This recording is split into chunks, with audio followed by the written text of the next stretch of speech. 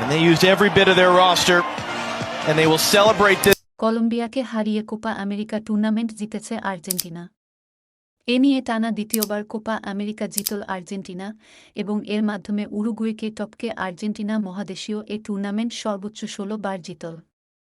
যুক্তরাষ্ট্রের hard rock স্টেডিয়ামে আজ সোমবারের ফাইনালে লিওনেল স্কালোনির দল জেতে ১-০ গোলে। আর্জেন্টিনার হয়ে একমাত্র গোল করেন লাউতারো মার্তিনেজ। মিয়ামির হার্ড রক স্টেডিয়ামে সোমবার সকালে ফাইনাল মহারণ শুরুর আগেই ছড়ায় উত্তাপ। তবে সেটা স্টেডিয়াম গেটের বাইরে।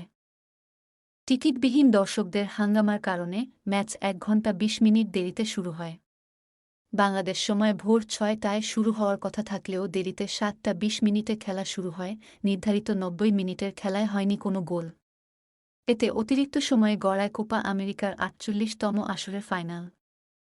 কোপা আমেরিকার ফাইনালে আসরের সর্বোচ্চ গোলদাতা এসেছিলেন বদলি হিসেবে।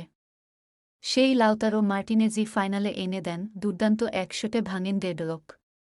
ম্যাচের ১১১ মিনিটে লিড পেয়ে যায় আর্জেন্টিনা। মাঝমাঠ থেকে থ্রু বল পাঠিয়েছিলেন জিওভানি লো সেলসো। বদলি নামা এই মিডফিল্ডারের সেই পাস খুঁজে নেয় লাউতারো মার্টিনেজকে। সেখান থেকে ঠান্ডা মাথার ফিনিশে বল জালে পাঠান লাউতারো মার্টিনেজ।